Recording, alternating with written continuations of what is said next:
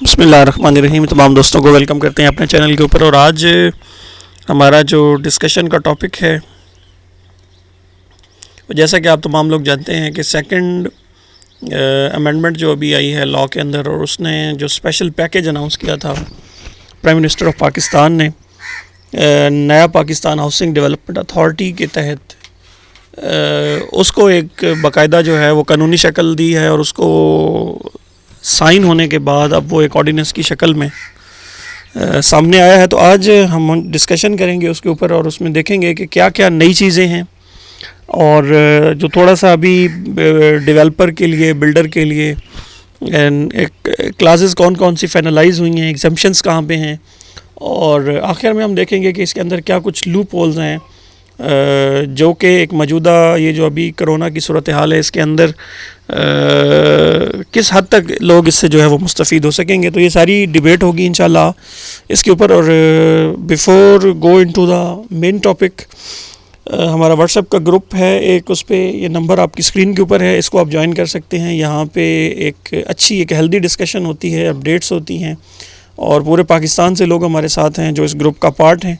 इसके अलावा आप हमारे, अगर आप फेसबुक के ऊपर फ्रीक्वेंट यूज़र हैं तो आप फेसबुक के ऊपर द टैक्स मैवन पाकिस्तानी टैक्सेस के नाम से हमारा ग्रुप है, वहाँ पे भी एक अच्छी डिस्कशन होती है, आप उसको भी पार्ट बन सकते हैं। और एज़ यूजुअल आपके लिए यही हमारी दरख्वास्त है कि हमारे चैनल को आपने सब्सक्राइब ज़रूर करना है, क्योंकि ये सारी एफ़र्ट आप लोगों के लिए। और अगर आप टैक्स की नॉलेज और अपडेट्स अपने आप को रखना चाहते हैं तो यकीनन ये चैनल आपकी इस मामले में भी हेल्प करेगा। अब देखते हैं सबसे पहले कि कुछ डेफिनेशंस हैं और कुछ टर्मिनोलॉजीज़ हैं जो थ्रू आउट हमारी डिस्कशन के दौरान जो है वो इस्तेमाल होंगी। तो बेहतर है कि क्यों ना उसको हम पहले ही देख लें कि वो क्या क्या हैं, ताकि जहाँ भी उनका ज़िक्र हो तो हमारे कॉन्सेप्ट्स जो हैं वो क्लियर होते जाएं। जैसे कि एक अप्रूविंग अथॉरिटी है national engineering service of Pakistan, तो नेस्पाक। दूसरा ये है कि NAPHAD, जहाँ भी ये हम जो एब्रीविएशन इस्तेमाल करेंगे इससे मुराद जो होगा नया पाकिस्तान हाउसिंग अथॉरिटी। उसके बाद जो अगली डेफिनेशन हम यहाँ पे देख रहे हैं वो डेवलपर की है, और डेवलपर से मुराद ये है कि जो बंदा जो है वो लैंड डेवलप करेगा in the form of plot, और उनकी प्लॉटिंग करने के बाद उनको बेचेगा। तो इस प्रोसेस तक आने के लिए जो जितनी भी एफ़र्ट जो भी बंदा कर रहा होगा उसको हम डेवलपर कहेंगे। उसके बाद बिल्डर है, अगर कोई भी कंपनी है, AOP है, वो बिल्ड करती है कंस्ट्रक्शन और रेजिडेंशियल कमर्शियल बिल्डिंग्स को, और उनको आगे डिस्पोज ऑफ करती है, यानी कि उसका कमर्शियल जो पर्पज़ ही यही है कि वो बिल्डिंग बनाती है, बनाने के बाद फाइनल करने के बाद उनको मार्केट में बेचती है। तो ऐसी एंटिटी को हम बिल्डर कह रहे हैं। यहाँ पे वो इंडिविजुअल भी हो सकता है, जैसे मैंने पहले कहा, AOP भी हो सकती है, और कोई ना कोई कंपनी भी हो सकती है। इसके बाद रजिस्टर्ड विद बोर्ड है, ये प्रोजेक्ट बाय प्रोजेक्ट बेसिस पे अभी इस ऑर्डिनेंस के तहत इन्होंने कहा है कि जो भी बिल्डर या डेवलपर होगा वो आईरिस पे जाके अपने आप को रजिस्टर करेगा। लेकिन अभी तक इन्होंने आईरिस के ऊपर कोई ऐसी प्रोविज़न FBR ने नहीं दी कि जहाँ पे कोई प्रोसीजर हो या उसका फॉर्म कैसा होगा। तो ये डेवलपर के लिए और बिल्डर दोनों के लिए ज़रूरी होगा कि अपने आप को प्रोजेक्ट बाई प्रोजेक्ट जो है वहाँ पे अपनी इंफॉर्मेशन जो है वो सबमिट करेंगे। और प्रोजेक्ट से मुराद, जब भी हम प्रोजेक्ट की बात करेंगे तो प्रोजेक्ट से मुराद ये होगा कि आप कोई भी किसी किस्म की कंस्ट्रक्शन ऑफ बिल्डिंग है, डेवलपमेंट ऑफ लैंड है, प्लॉट है, और उनका डिस्पोजल है, तो या अब ये सेपरेट भी हो सकता है। डेवलपर का प्रोजेक्ट होगा तो वो सिर्फ लैंड की डेवलपमेंट है, प्लॉटिंग तक है, तो वो उसका प्रोजेक्ट है। और अगर बिल्डर है तो वो ज़ाहिर है वो बिल्ड करेगा उसको अनटिल अनलेस फिनिश करके बेचना है, तो ये उसका। और एक बंदा अगर दोनों काम कर रहा है तो ये पूरे का पूरा उसका क्या हो जाएगा, प्रोजेक्ट हो जाएगा। इसके बाद नेक्स्ट हमारे पास जो है कैपिटल इन्वेस्टमेंट, जो नई डेफिनेशन है। कैपिटल इन्वेस्टमेंट जहाँ भी लफ्ज़ इस्तेमाल होगा इस ऑर्डिनेंस के अंदर, अब ये इन्होंने बहुत वाज़े और क्लियर कर दिया है कि इससे मुराद जो होगा वो जो आप इक्विटी लगाएंगे, इक्विटी रिसोर्स अपने बैंक अकाउंट के थ्रू आप जो है थ्रू बैंकिंग चैनल अपने पैसे इन्वेस्ट करेंगे, वो अब इधर वो वाइट मनी है, आपकी जो वाइट मनी है वो आपने इन्वेस्ट करनी है, लेकिन किसी किस्म का बारोड फंड जो है वो एक्सेप्टेबल नहीं होगा। जबकि इससे पहले एमनेस्टी के अंदर बहुत से लोगों ने, जब गवर्नमेंट ने कहा कि आप 30 जून तक जितने पैसे बैंक में रखवाएंगे उसके ऊपर आप एमनेस्टी ले सकेंगे, तो बहुत से लोगों ने पैसे पकड़ के फ़ंड लेके बारो करके वो वहाँ पे रखवाया और उसको वाइट करा लिया, और इससे पहले तो ये शर्त भी नहीं थी। तो इसलिए अब इन्होंने ये कहा है कि किसी किस्म का भी जो बारोड फंड होगा वो कैपिटल इन्वेस्टमेंट के अंदर वो नहीं आएगा, और और जब नहीं आएगा तो उसका मतलब है वो 111 के लिए जो है वो उसको इम्यूनिटी जो है वो हासिल नहीं होगी। तो उससे मतलब इस इन्वेस्टमेंट के बारे में पूछा जा सकता है। नेक्स्ट हमारे पास है न्यू प्रोजेक्ट। अब न्यू प्रोजेक्ट से मुराद ये है कि इस जब ये ऑर्डिनेंस जो है वो लागू हुआ है उस डेट से लेकर 30 डे ऑफ सितंबर 2022 तक अगर कोई प्रोजेक्ट जो है वो कंप्लीट हो रहा है तो इसको हम न्यू प्रोजेक्ट कहेंगे। इसके बाद एक नई डेफिनेशन है एग्जिस्टिंग प्रोजेक्ट की। तो इससे मुराद ये है कि कोई भी प्रोजेक्ट जो इस लॉ की प्रोमलगेशन से पहले स्टार्ट था और अभी तक मुकम्मल नहीं हुआ, और वो मुकम्मल जाके होता है 30 डे ऑफ द सितंबर 2022 को जाके, तो उसको हम एक एग्जिस्टिंग प्रोजेक्ट कहेंगे। तो जहाँ भी आगे चल के मैं न्यू प्रोजेक्ट या एग्जिस्टिंग प्रोजेक्ट की बात करूँगा तो उससे मुराद जो होगा ये डेफिनेशन होंगी, और यानी कि उसके जो बैक एंड पे जो स्टोरी है वो ये होगी एग्जिस्टिंग और न्यू प्रोजेक्ट की। लो कॉस्ट हाउसिंग वही जो नया पाकिस्तान हाउसिंग डेवलपमेंट अथॉरिटी के तहत जितनी भी ये कंस्ट्रक्शन होगी उसको हम जहाँ भी वर्ड आएगा लो कॉस्ट हाउसिंग, तो उससे मुराद जो होगा ऐसे तमाम घर, ऐसी तमाम बिल्डिंग्स जो नया पाकिस्तान हाउसिंग सोसाइटी के डेवलपमेंट अथॉरिटी के अंडर बन रही हैं। Completion of project. अब देखें कंप्लीशन ऑफ प्रोजेक्ट वाली डेफिनेशन को समझने की ज़रूरत है, और ये क्योंकि देखें उन्होंने कहा है कि शराइत हैं। शराइत ये है कि इस प्रोजेक्ट की जो कंप्लीशन है, और जो सबसे लुक्रेटिव एलिमेंट इसमें यह है कि वो आपका जितनी इन्वेस्टमेंट है उसके बारे में पूछा नहीं जाएगा। अब वो पूछा कब नहीं जाएगा कि जब एक प्रोजेक्ट जो है वो क्वालिफाई करेगा, एलिजिबल होगा इस स्कीम के तहत। इस स्कीम के तहत एलिजिबल होने के लिए ज़रूरी है कि उसकी जो कंप्लीशन क्राइटेरिया है, वो चाहे बिल्डर है या डेवलपर है, वो उसका मीट होना चाहिए। अब वो जब तक मीट नहीं करेगा, इसका मतलब है कि वो एलिजिबल नहीं है जितनी भी आपको इम्यूनिटी दी जाएगी इस ऑर्डिनेंस के तहत उसमें। अब इस वजह से इन्होंने कंप्लीशन का भी एक क्राइटेरिया दे दिया है कि उसका स्टार्टिंग टाइम भी है और उसका कंप्लीशन टाइम भी है, और अगर वो मुकम्मल भी नहीं है तो उसका भी इन्होंने कहा, जैसे कि उन्होंने बिल्डर के लिए कहा है कि अगर उसकी टॉप रूफ जो है, टॉप फ्लोर जो है, उसकी छत जो है वो डल गई है, स्ट्रक्चर कंप्लीट हो गया है, तो यानी कि 30 सितंबर 2022 तक उसका स्ट्रक्चर मुकम्मल हो गया और सबसे जो टॉप फ्लोर है उसकी छत डल गई है, स्ट्रक्चर मुकम्मल है, तो वो कंप्लीशन ऑफ प्रोजेक्ट के लिए क्वालिफाई करेगा। नीचे डेवलपर के लिए उन्होंने कहा है कि अगर उसकी या तो 50% जो प्लाट हैं वो बुक हो चुके हों, 40% उससे प्रोसीडिंग्स मिल चुकी हों, लैंडस्केपिंग उसकी यानी कि जो प्लाटिंग है वो उसकी मुकम्मल हो, और 50% जो रोड हैं वो सब ग्रेड लेवल तक जो है वो बन चुके हों, और उसका सर्टिफिकेशन उसने लेनी है नेस्पाक से। नेस्पाक इस चीज़ को इंश्योर करेगा कि 50% ऑफ द रोड उसके जो है बराबर हैं। अब देखें स्टार्टिंग, जैसा आपको मैंने पहले कहा कि स्टार्टिंग इस लॉ के बाद एक न्यू प्रोजेक्ट है, तो उसके बाद अगर पहले से प्रोजेक्ट आ रहा है, एग्जिस्टिंग प्रोजेक्ट है, लेकिन उसकी कंप्लीशन जो है वो उसके लिए उन्होंने एक डेडलाइन दी है। अगर ये डेडलाइन मीट करता है तो वो 111 के लिए क्वालिफाई हो जाएगा, उसको इम्यूनिटी मिलेगी, अदरवाइज़ नहीं।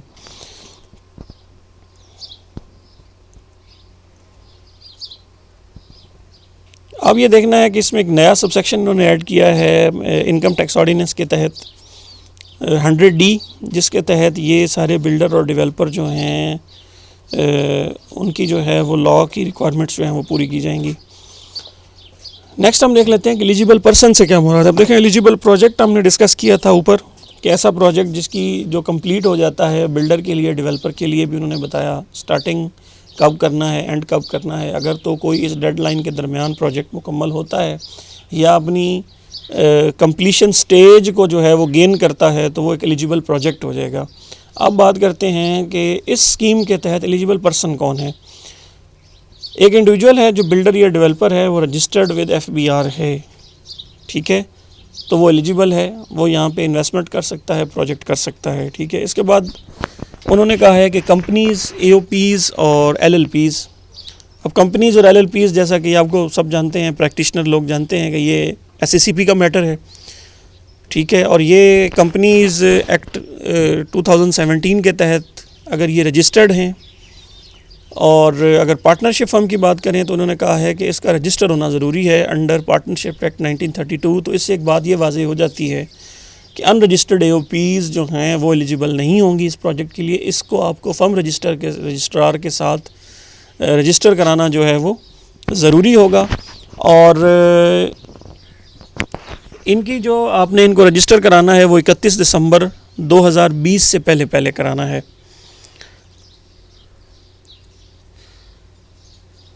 दूसरा ये है कि ये अपने आप को जो है 31 दिसंबर तक जो है ये FBR को भी रिपोर्ट करेंगे। रजिस्टर्ड विद FBR का जो ऊपर हमने डेफिनेशन पढ़ी है कि ये प्रोजेक्ट बाई प्रोजेक्ट जो है वो FBR को जो है वो आयरस के ऊपर पोर्टल के ऊपर भी वो कराएंगे और अपना NTN भी जो है ये 31 दिसंबर 2020 से पहले जो है वो FBR से इशू करा लेंगी। तो ये एक क्राइटेरिया है। अगर कोई कंपनी है, सिंगल ऑब्जेक्ट होना ज़रूरी है इनके लिए। अब ये सिंगल ऑब्जेक्ट के लिए यहाँ थोड़ी सी मैं समझता हूँ ज़ाती तौर पे कि FBR को चाहिए था कि एग्जिस्टिंग कंपनीज़ अब ये देखें बहुत से लोगों के लिए सिर्फ इस स्कीम को अवेल करने के लिए, क्योंकि scheme 2000 as per this law वो 30 सितंबर 2022 तक है। वो पैकेज जो उस पैकेज के तहत ये सारे रेट्स और ये जो सारे आपको प्रिविलेजेस दी जा रही हैं, अब उसके बाद क्या होगा। तो इसका मतलब ये होगा कि बिल्कुल एक नई कंपनी रजिस्टर करानी पड़ेंगी, न्यू उनका सिंगल ऑब्जेक्ट रखना पड़ेगा। फिर अब ये भी देखें कि अगर डेवलपर है और बिल्डर है, एक बंदा या एक कंपनी ये दोनों काम करना चाहती है तो उसको 2 कंपनियाँ रजिस्टर करानी पड़ेंगी अलग अलग, या 2 AOPs रखनी पड़ेंगी और उनका सिंगल ऑब्जेक्ट होना चाहिए 31 से पहले। तो ये सारी कंडीशंस मैं समझता हूँ कि अगर वो एग्जिस्टिंग भी सेटअप में चल रहे थे तो उन्हें कुछ और इंस्ट्रक्शन दे दी जाती, लेकिन उन्हें काम उनका जैसे एक बिल्डर ऑलरेडी काम कर रहा है मार्केट के अंदर, ठीक है, लेकिन वो मल्टीपर्पज़ काम कर रहा है तो उसके ऊपर कुछ कंडीशंस लगा दी जाती, उससे कुछ मतलब सेटिंग्स जो है वो और की जाती ताकि वो उसी ब्रांड नेम और उसी कंपनी और उसी सेटअप के तहत जो है वो इस प्रोजेक्ट को अवेल करता।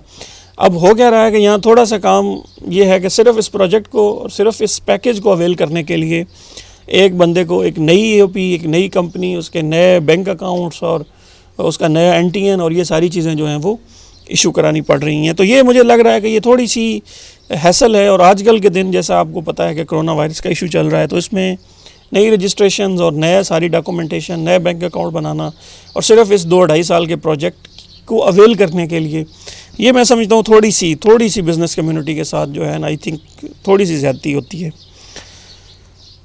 नेक्स्ट देखें जी, रेट्स हैं जैसा कि आप सब लोग जानते हैं। इस पे मैं इतनी ज़्यादा जो है वो डिस्कशन नहीं करूँगा क्योंकि ये सेल्फ़ एक्सप्लेनेटरी चीज़ है, इसमें कोई ऐसी चीज़ नहीं है जिसके ऊपर बात की जा सके। नेक्स्ट टैक्सेशन के कुछ मतलब क्लाजेज़ हैं, इसको मैंने क्लब किया है। ज़ाहिर है ऐसे तमाम लोग जो ये टैक्स के बारे में जानना चाह रहे हैं तो उसके लिए ये क्लासेस को मैंने यहाँ पे इकट्ठा किया है। पहली बात तो ये है कि ये प्रोजेक्ट बाई प्रोजेक्ट बेसिस के ऊपर कैलकुलेशन होगी इसकी, और ये जो टैक्स होगा चूँकि ज़ाहिर इसकी स्लैब्स उन्होंने दे दी हैं, ये फ़ाइनल है।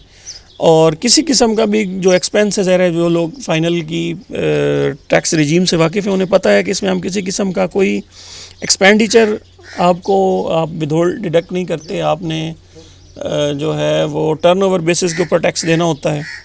दूसरी चीज़ उन्होंने ये कर दी है कि आप किसी किस्म का टैक्स जो है वो इसमें से क्रेडिट नहीं ले सकते। जैसे कि 236K का एक वाहिद क्रेडिट है जो ट्रांसफ़र ऑफ प्रॉपर्टी के ऊपर टैक्स कटता है, सिर्फ वो वाला टैक्स जो है वो आप लेस कर सकते हैं, अदरवाइज़ और कोई टैक्स जो है वो आप यहाँ से लेस नहीं करेंगे।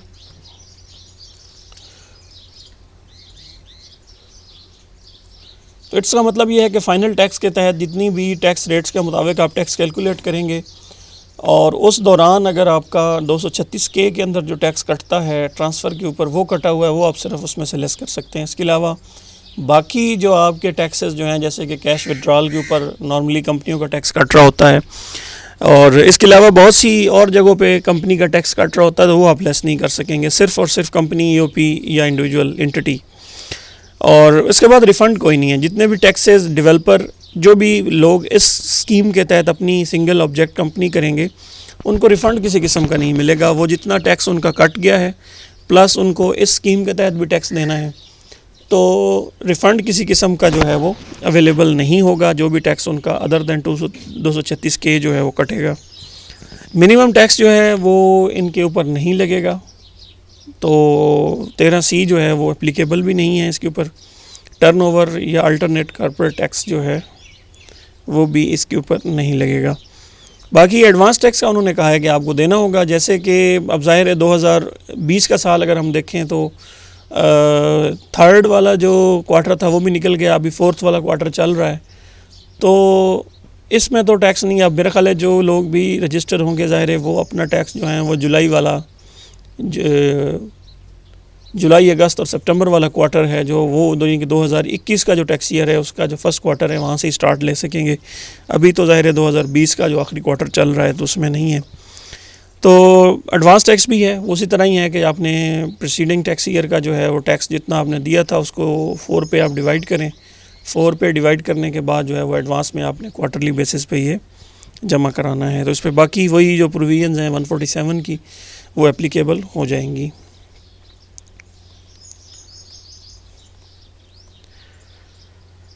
नेक्स्ट ये है कि विदहोल्डिंग टैक्स है। अब विदहोल्डिंग टैक्स भी उन्होंने बिल्कुल स्ट्रेट कर दिया है, बिल्डर के लिए भी और डेवलपर के लिए। उन्होंने कहा है कि सिर्फ़ और सिर्फ विदहोल्डिंग होगी वो स्टील के ऊपर होगी और सीमेंट के ऊपर होगी। स्टील भी ज़्यादातर आपको जैसे लोग प्रैक्टिशनर्स को पता है कि वो ज़्यादातर टैक्स जो होता है ये इंपोर्ट होकर होता है।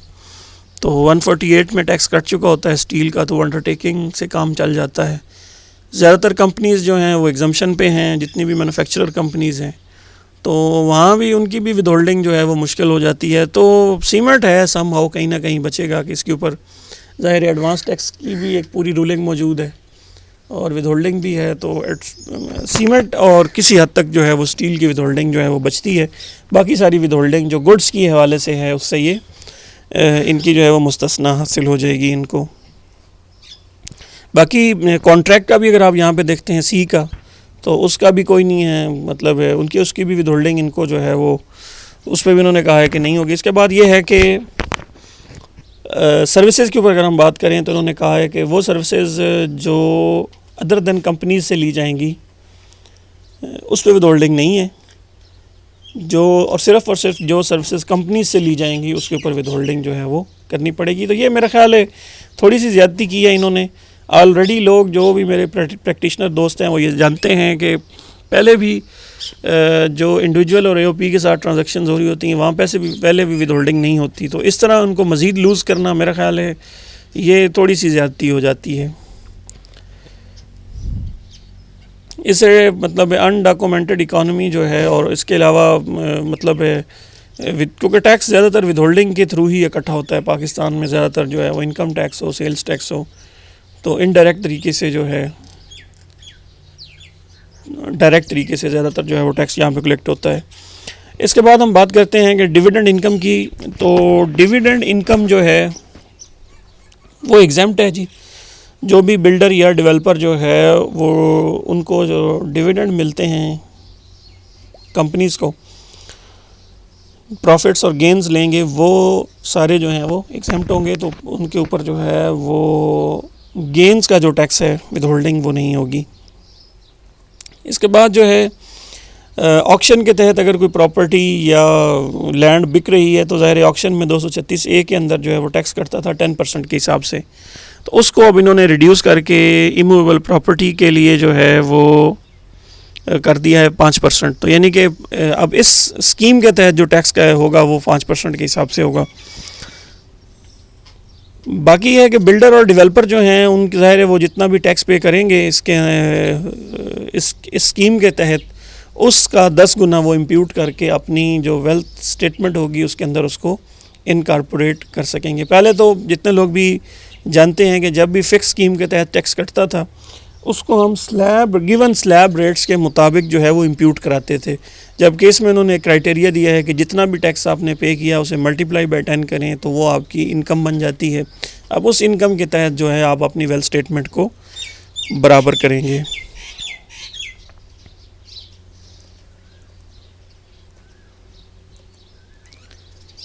नेक्स्ट उन्होंने एक और क्लास, जैसा कि आपको पता है कि नया Pakistan housing society development authority के अंडर जो नया पाकिस्तान ये नए घर बनेंगे इस स्कीम के तहत और एहसास प्रोग्राम के तहत, तो वो उसके ऊपर जितना भी टैक्स होगा उसको उन्होंने 90% तक जो है वो रिड्यूस किया है, यानी कि जो भी प्रिवेलिंग रेट है उनको उन्होंने 90% तक जो है वो कम कर देंगे। बाकी इन्होंने एक और अच्छी ऑफ़र दी है, एक नई क्लास इन्होंने ऐड की है part 1 of the second schedule के अंदर 114AA। उसके तहत इन्होंने कहा है कि ये 500 स्क्वायर यार्ड तक का अगर घर हो और फ्लैट जो है वो 4000 स्क्वायर फीट तक है, और उसको अगर आप डिस्पोज ऑफ करते हैं और वो जो था आपने यूज़ हो रहा था आपकी पर्सनल एकोमोडेशन के लिए, ठीक है, और उसका जो बिजली का यूटिलिटी बिल्स हैं वो उस टैक्स पेयर के नाम पे हैं, तो उस सूरत में जो है उसका जो गेन होगा वो एग्जम्प्ट हो जाएगा। और अगर ये टैक्स पेयर इस तरह पहले एग्जम्पशन ले चुका हुआ है तो फिर भी ये एल नहीं होगा, इनके ये वन टाइम होगा। अगर आप इस स्कीम के आने के बाद और इस क्लास के इंसर्ट होने के बाद अगर आप कोई घर बेच रहे हैं वो आपका अपना है, 500 स्क्वायर यार्ड से कम है, बिजली के बिल आपके पर्सनल अकामोडेशन के लिए आप इस्तेमाल कर रहे थे, आपने कंस्ट्रक्ट किया या परचेज़ किया पर्सनल अकामोडेशन के लिए, ठीक है, और उसको अगर आप बेचते हैं तो उसके ऊपर जो है वो किसी किस्म का जो है वो गेन आपको नहीं देना पड़ेगा। तो ये थी कुछ क्लासेस जो आप स्पेसिफ़िकली जो हमने इनकम टैक्स के जितने भी हमारे प्रैक्टिशनर हैं उनके हवाले से थी, कि जो मोटी मोटी चीज़ें जो मुझे आई जहाँ पे मुझे लगा कि इनको जो है हमें डिस्कस करना होगा वो मैंने डिस्कस की। आप देख लेते हैं कैलकुलेशन बड़ी सिंपल है इसकी, कि 11th शेड्यूल में रेट दिए गए हैं, जो ऊपर मैं ऑलरेडी आपको बिल्डर और डेवलपर के रेट दिखा चुका हूँ। उसके तहत इन्होंने सिंपल ये कहा है कि आप इन रेट्स के मुताबिक, इन रूल्स के मुताबिक आप अपना एरिया जो है वो निकालेंगे कि टोटल एरिया आपका कितना बनता है, उस एरिया को उन रेट्स के साथ मल्टीप्लाई करेंगे तो एक सम आपके पास आएगा। उस सम को आपने एस्टिमेटेड प्रोजेक्ट लाइफ जो है इन ईयर्स उस पर डिवाइड करना है, ठीक है। से अगर 2 साल हैं तो जितना भी टोटल आपकी वो लायबिलिटी बनी है उसको 2 सालों में डिवाइड करें और उनको जो आप वो है वो एनुअल बेसिस पे करेंगे। बल्कि उसको अभी उन्होंने कहा कि 147 के तहत भी आप पे कर देंगे तो उसमें वो एडजस्टमेंट आपको मिल जाएगी। आगे है estimated project life in the years. तो जैसा कि आपको पता है कि एग्जिस्टिंग प्रोजेक्ट का इन्होंने 3 ईयर दिया है और न्यू प्रोजेक्ट के लिए इन्होंने कहा है कि 2.5 ईयर है।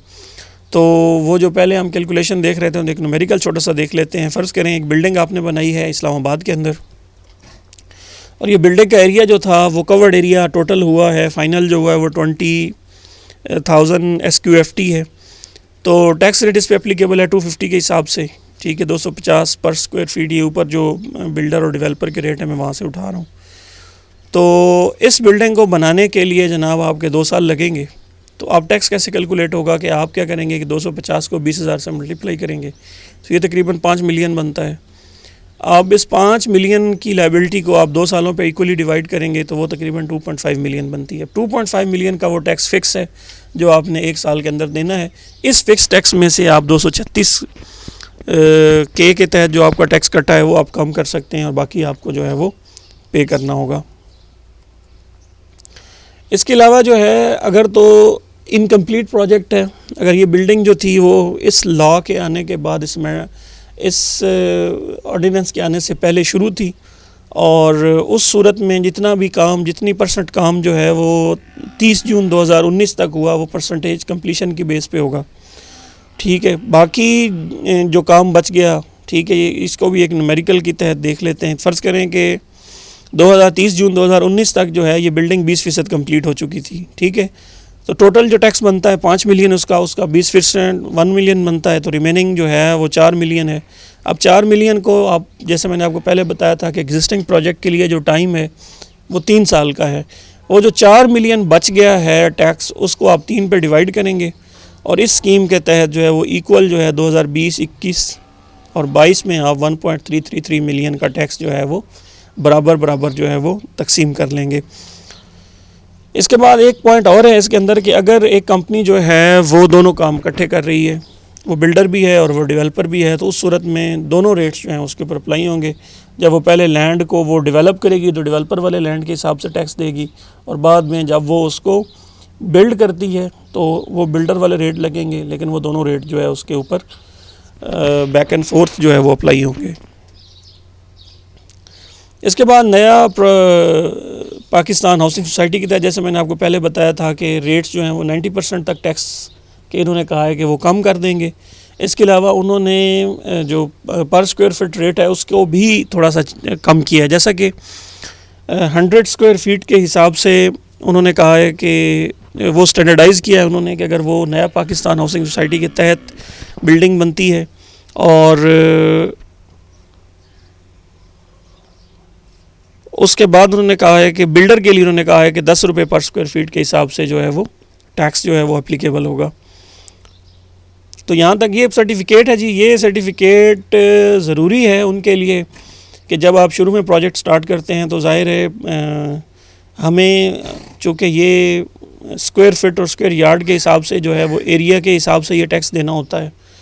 तो उस सूरत में अब कोई तो अथॉरिटी होगी ना कि जो फाइनल करेगी कि ये इसका 20,000 है, 30,000 स्क्वायर फीट है, तो उसके लिए FBR ने उन्हें कहा है कि आप जो अप्रूविंग अथॉरिटी है या तो उसकी कोई सर्टिफिकेट आप हमें देंगे या फिर आप नेस्पाक से लेंगे और वो सर्टिफिकेट देंगे जो ये फाइनल करेगा कि ये टोटल प्रोजेक्ट आप डेवलपमेंट का कर रहे हैं या बिल्डिंग का कर रहे हैं, इसका total square feet estimated total जो है वो स्क्वायर फीट या स्क्वायर यार्ड के अंदर एरिया बनता कितना है, क्योंकि ज़ाहिर है ये फिगर फाइनल होगी तो इसकी बेस पे जो है वो सब्सिक्वेंट टैक्स जो है वो कैलकुलेट होगा।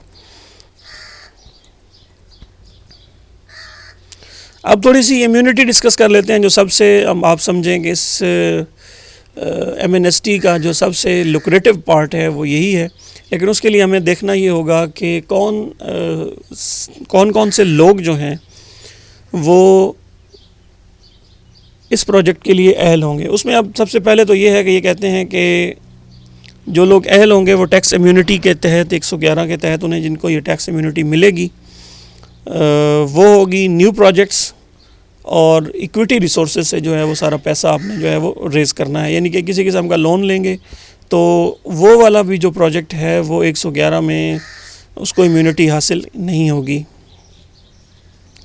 बाकी सोल प्रोप्राइटर के लिए जो कंडीशन इन्होंने दी हैं इसमें उन्होंने कहा है कि सोल प्रोप्राइटर अगर तो पैसा इन्वेस्ट करता है, पैसा लगा रहा है, तो उस सूरत में वो सम जो है वो 31 दिसंबर 2020 तक जो है कि नए बैंक में आपने जमा करा देना है। और अगर आप लैंड की जो है वो इन्वेस्टमेंट कर रहे हैं, आप लैंड जो है वो इस प्रोजेक्ट के अंदर इस प्रोजेक्ट के तहत इस्तेमाल अपनी कर रहे हैं, तो उसका जो टाइटल है, ओनरशिप है लैंड का, वो जब ये लॉ आया है तो तब तक जो है उसकी पोजेसन आपके पास अगर होगी और वो आपने लैंड इन्वेस्टमेंट की है और अगर आपने पैसे इन्वेस्टमेंट किए हैं तो 31 दिसंबर तक आपने कर चुके हैं, ठीक है, तो आप जो है वो अहल होंगे कि आपको 111 के तहत इम्यूनिटी मिल जाएगी। अब हम बात करते हैं कंपनी और एसोसिएशन ऑफ पर्सन की। उसके लिए उन्होंने कुछ प्रीकंडीशंस हैं, जैसे हम कुछ उसमें से कुछ हम पहले ऊपर पढ़ चुके हैं। उसमें ये 3-4 हैं कि पहली बात तो है कि वो सिंगल ऑब्जेक्ट बिल्डर या डेवलपर होनी चाहिए, रजिस्टर्ड होनी चाहिए SCCP के साथ या कंपनी रजिस्ट्रार के साथ, और 31 दिसंबर से पहले जो है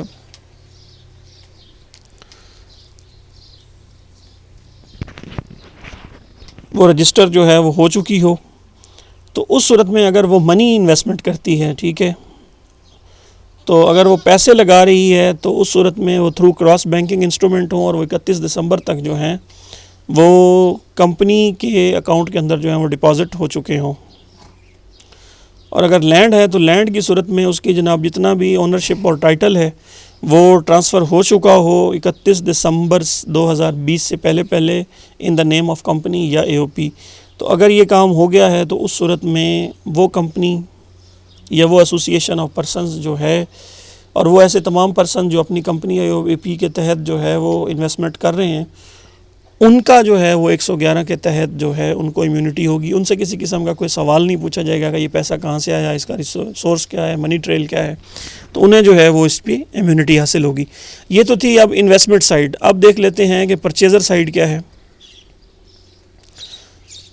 इन्वेस्टर के लिए हमने देख लिया कि क्या कंडीशन थी, आपने देखा कि इंडिविजुअल के लिए क्या कंडीशन है, AOP या कंपनी के लिए क्या है। वो अगर मीट करते हैं तो उनसे नहीं पूछा जाएगा सोर्स के बारे में। अब बात करते हैं कि अगर परचेज़र जो है अगर वो करता है फ़र्स्ट परचेज़ से मुराद है कि डायरेक्टली फ्रॉम द बिल्डर, ठीक है। तो सब्सिक्वेंट ये नहीं है कि पहले की प्रॉपर्टी बिकी है, वो आपने ख़रीदी, फिर आपने आगे बेची, तो ऐसी प्रॉपर्टी जो है उसके ऊपर इम्यूनिटी नहीं होगी, आपको डायरेक्टली उस बिल्डर से जो है वो परचेज़ करनी है। अगर तो नया प्रोजेक्ट है तो उस सूरत में आपने 30 सितंबर 2022 तक जो है ये पैसे जो हैं वो क्रॉस बैंकिंग इंस्ट्रूमेंट के तहत जो है ये आपने पे करने हैं। एग्जिस्टिंग प्रोजेक्ट का भी यही है कि जितनी भी अमाउंट रहती है या टोटल अमाउंट है वो भी आपने 30 सितंबर 2022 तक जो है वो क्रॉस बैंकिंग इंस्ट्रूमेंट के तहत जो है वो आपने पे कर देनी है, फुल है या जो भी बैलेंस आपकी अमाउंट है। तो अगर आप ये काम कर लेते हैं तो परचेज़र जो है वो इसको अपनी वेल्थ स्टेटमेंट के अंदर जो है वो शो कर सकेगा और उसे किसी किस्म का जो है वो सोर्स के बारे में पूछा नहीं जाएगा। उसके बाद है परचेज़ है प्लॉट। अगर आपने प्लॉट परचेज़ किया, ये तो है कि अगर आपने बिल्डिंग परचेज़ की है तो उस सूरत में वो कहता है कि पहली बात तो ये कि आपकी इंटेंशन हो कि आपने इसके ऊपर बिल्डिंग को कंस्ट्रक्ट करना है। परचेज़ जो आपने करनी है वो 31 दिसंबर 2020 से पहले उस प्लाट की कर लेनी है और पैसे जो हैं आपने थ्रू बैंकिंग चैनल देने हैं और वो उसके बाद जो कंस्ट्रक्शन जो है वो भी आपने 31 तक उसके ऊपर शुरू करा देनी है और इसको 30 सितंबर 2022 से पहले मुकम्मल हो जाना चाहिए।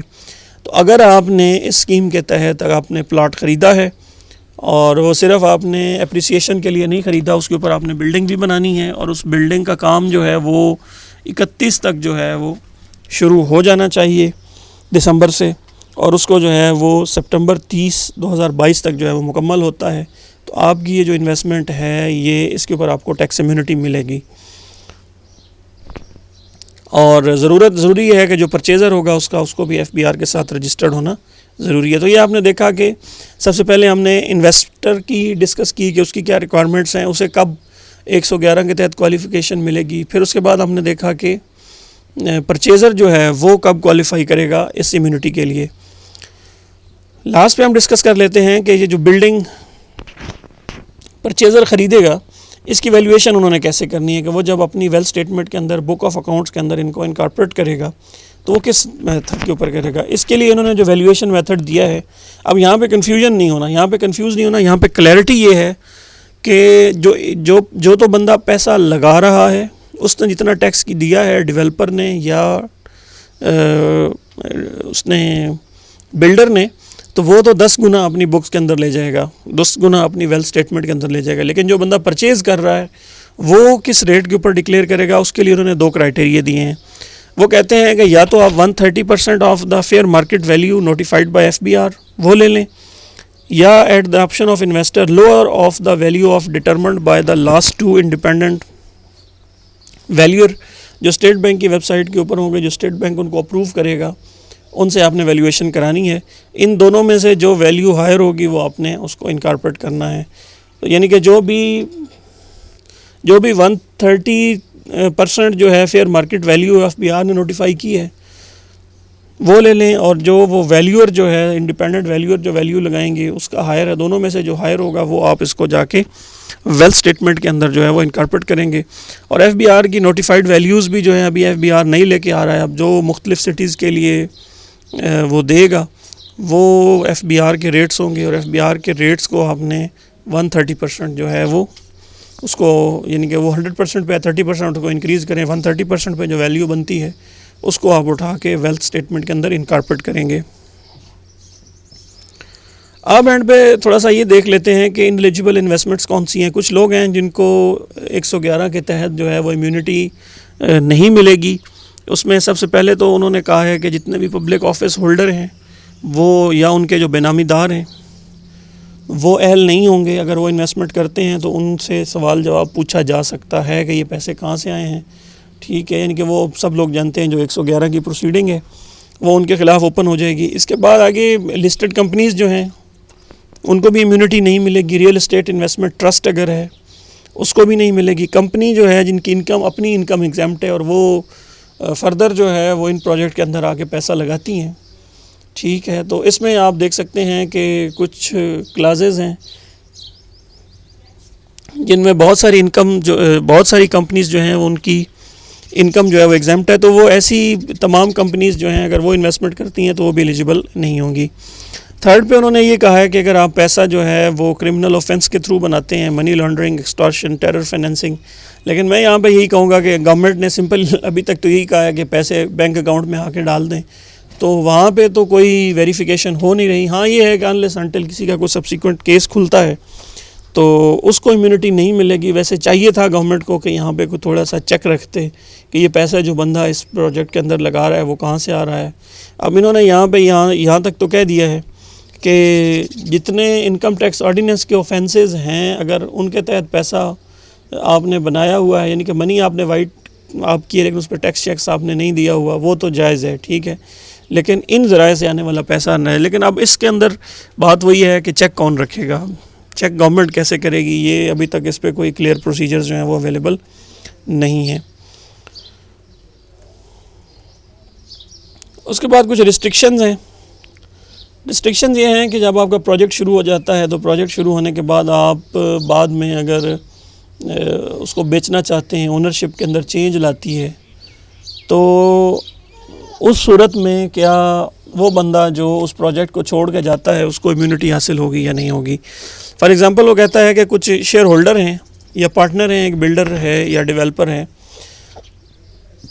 तो जब तक 50% of the total project cost जो है वो आपकी लग नहीं गई उस प्रोजेक्ट के ऊपर, ठीक है, और तब तक उससे पहले अगर कोई पार्टनर जो है वहाँ से छोड़ता है तो उसने जितना पैसा कमाया है वो वाला जो है वो 111 के तहत उसको इम्यूनिटी नहीं मिलेगी। अगर वो 50% जो कॉस्ट उस प्रोजेक्ट की इनकर हो चुकी है और तब वो वहाँ से अपने आप को निकालता है, अपने आप को रिलीज़ कराता है, उस प्रोजेक्ट से निकलता है, तो फिर वो एलिजिबल है, उसको इम्यूनिटी है, फिर उससे FBR नहीं पूछेगा।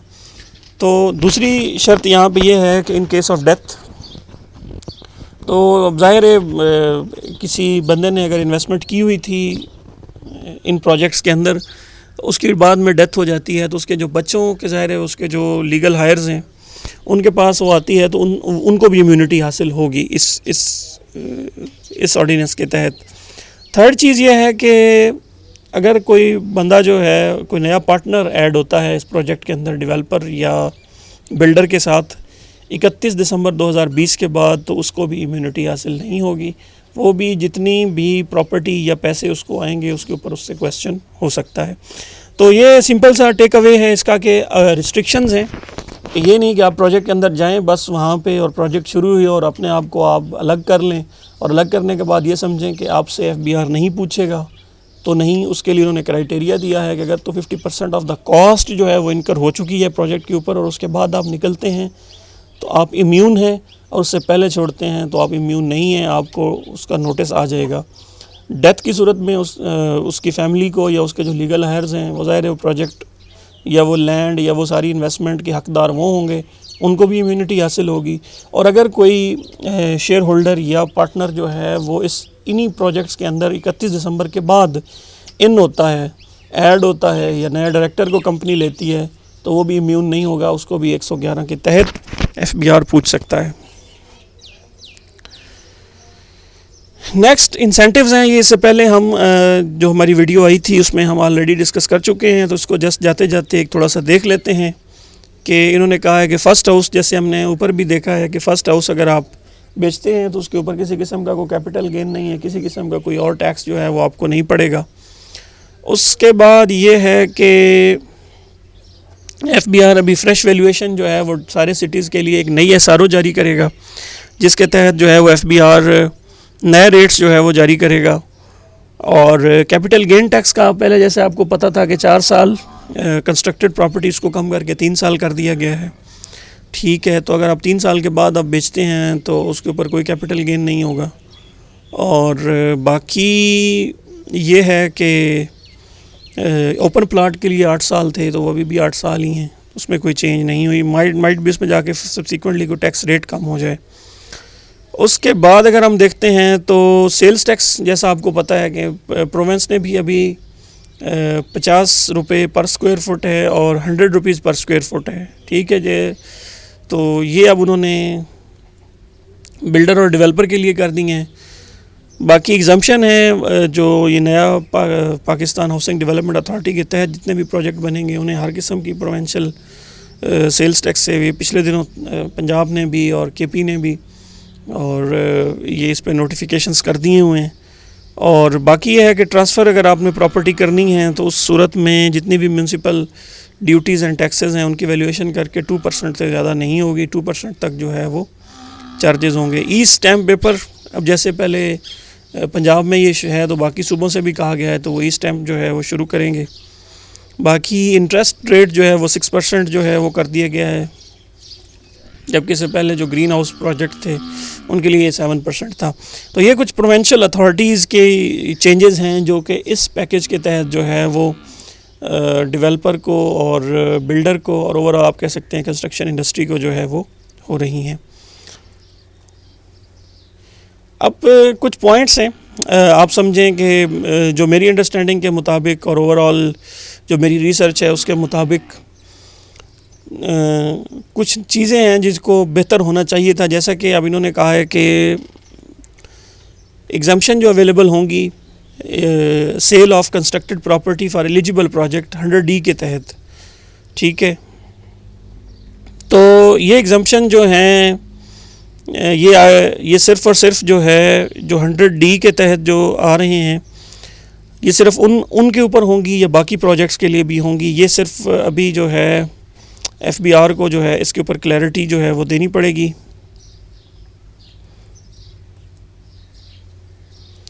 दूसरी चीज़ ये है कि 111 के तहत जो भी आपने इन्होंने कहा है कि आप प्लॉट ख़रीदेंगे उसके ऊपर जो है वो परचेज़र को इन्होंने इम्यूनिटी दी है, ठीक है। अब परचेज़र को जो इन्होंने इसके ऊपर इम्यूनिटी दी है तो ये सिर्फ और सिर्फ प्लॉट की वैल्यू के लिए होगी या उसके ऊपर जो आप सुपर स्ट्रक्चर बिल्ड करेंगे उसकी पूरी कॉस्ट के ऊपर भी जो है वो इनको इम्यूनिटी होगी। इन्होंने अभी प्लॉट पे तो वाजे कर दिया, लेकिन अगर आप प्लॉट के ऊपर घर बनाते हैं तो जो घर की बाकी कंस्ट्रक्शन कॉस्ट है क्या उस कॉस्ट को भी इम्यूनिटी हासिल होगी या नहीं, इस पे भी अभी FBR ने जो है वो कोई क्लैरिटी इस ऑर्डिनेंस के तहत जो है वो नहीं आई। ये है कि माइट भी इसके ऊपर कोई FBR कुछ दिनों में कोई क्लैरिफिकेशन दे दे। नेक्स्ट हमारे पास जो चीज़ आई है वो ये है कि जैसा कि आपको पता है कि अब इन्होंने कहा ये है कि 153 के तहत जो इन्होंने कहा है कि जो AOPs है या इंडिविजुअल से आप सर्विसेज ले रहे होंगे उनके ऊपर विद होल्डिंग नहीं है। तो जैसा कि आपको पता है कि ऑलरेडी जो एक इकॉनमी जो है हमारा एक चलें जो कॉर्पोरेट सेक्टर है वो तो चलें किसी हद तक एक ऑर्गेनाइज सेक्टर है, लेकिन ये वाला सेक्टर ऑलरेडी ऑर्गेनाइज नहीं था। अब एक ऑलरेडी एक अनऑर्गेनाइज को आपने मज़ीद एक खुली छूट दे दी है। तो ये भी मेरी अंडरस्टैंडिंग के मुताबिक ये चीज़ भी ठीक नहीं है। इनको चाहिए था कि विद होल्डिंग जो है वो या तो थ्रू आउट करते ताकि तमाम लोग जो है वो प्रॉपरली जो है वो FBR की जितनी रूलिंग्स हैं उनको फॉलो करते। अब यहाँ पे इन्होंने क्या किया कि सिर्फ कंपनियाँ तो ऑलरेडी मैनेज हैं, ये वाला सेक्टर जो था वहाँ पे विद होल्डिंग जो है उसको इंश्योर कराना था ताकि ये है कि आप मैक्सिमम जो है वो विद होल्डिंग को इंश्योर करा सकते। नेक्स्ट हमारे पास ये है कि इन्होंने अभी एक और क्लैरिफिकेशन भी देनी है FBR ने कि आप पहले तो ये कह रहे हैं कि जितनी भी विद होल्डिंग आपकी होगी उसके तहत जितने रिफ़ंड होंगे वो रिफ़ंड नहीं मिलेंगे। तो क्या अगर 236K के तहत आपका टैक्स जो है वो लाइबिलिटी से ज़्यादा जो है वो डिडक्ट हो जाता है तो क्या 236K वाला टैक्स जो है ये आपको अगर एक्स्ट्रा आप पे करते हैं तो क्या इसका रिफ़ंड मिलेगा या नहीं, इसके ऊपर भी जो है वो FBR ने अभी तक आपको किसी किस्म की कोई क्लैरिफिकेशन नहीं दी। इसके बाद एग्जाम्पशन की जहाँ तक आप बात करें 111 के तहत आपने कहा है कि आप इन्वेस्टमेंट करें और किसी किस्म की जो है आपसे पूछ कुछ नहीं होगी, चूँकि ऑलरेडी पाकिस्तान जो है वो ग्रे लिस्ट के ऊपर है और फाटिफ वाले जो हैं ऑलरेडी पाकिस्तान के पीछे पड़े हुए हैं।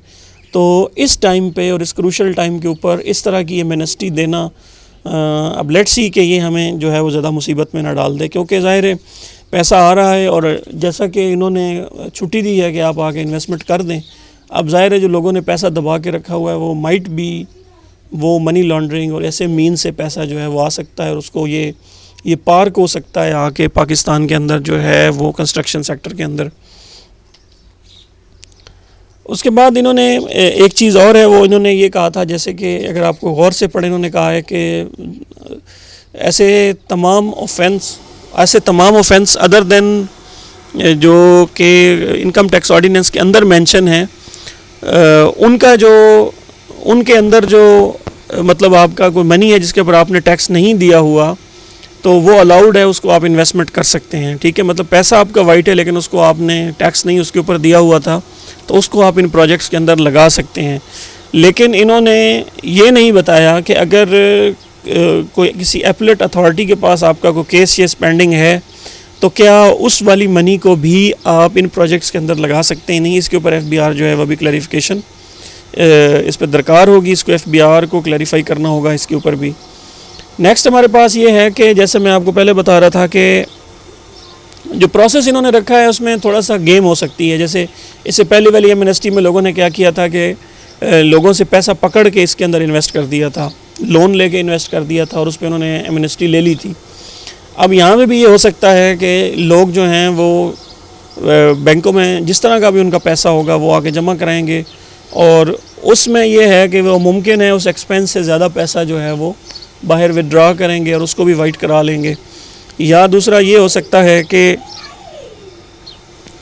It would be incurred the project और विड्रॉन में भी एग्जैजरेट कर सकते हैं और compare to the actual project. तो एक्चुअल प्रोजेक्ट से वो वैल्यू जो है वो एग्जैजरेटेड भी हो सकती है। तो गवर्नमेंट को चाहिए ये था कि यहाँ पे एक चेक रखते, एक एस्क्रो अकाउंट बनाते जिसके तहत जो है वो एक वेरिफिकेशन होती और वेरिफिकेशन के बाद जो है वो यहाँ पे इन्वेस्टमेंट होती। आखिर में मैं यही कहूँगा कि चूँकि आजकल जिस तरह के हालात हैं और ये पता नहीं है हालात इसी तरह कितने आगे जाएंगे, कुछ महीने लग सकते हैं, कुछ कहा नहीं जा सकता। तो उस सूरत में ये जो टाइम इन्होंने दिया है, ये जो 2.5 साल का टाइम ये कह रहे हैं 2.5 ईयर्स का, ये कम है। अब जाहिर है लोगों ने, क्योंकि अभी पूरी तरह जो है वो तमाम जो है वो सेक्टर्स खुले नहीं हैं, इंटरनेशनल मार्केट खुली नहीं है, और ये मामलात मुमकिन है आगे कुछ माह तक चलें, और उसके बाद जो है वो इस प्रोजेक्ट में जाके लोग जो है वो स्टार्ट होंगे, कंपनी रजिस्टर कराएंगे, फिर वो स्ट्रक्चर बिल्ड करेंगे। तो उसके लिए जो टाइम पीरियड दिया गया है 2.5 ईयर का, ये कम है। इसको एट लीस्ट जो होना चाहिए था वो तकरीबन 3.5 ईयर होना चाहिए था।